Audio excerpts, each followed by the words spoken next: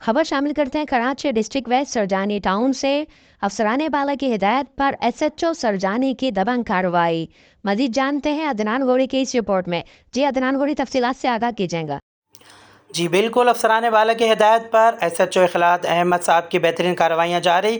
تھانہ سرجانی گٹکا ماوا فروغ میں ملوث ملزم کو گرفتار کر لیا۔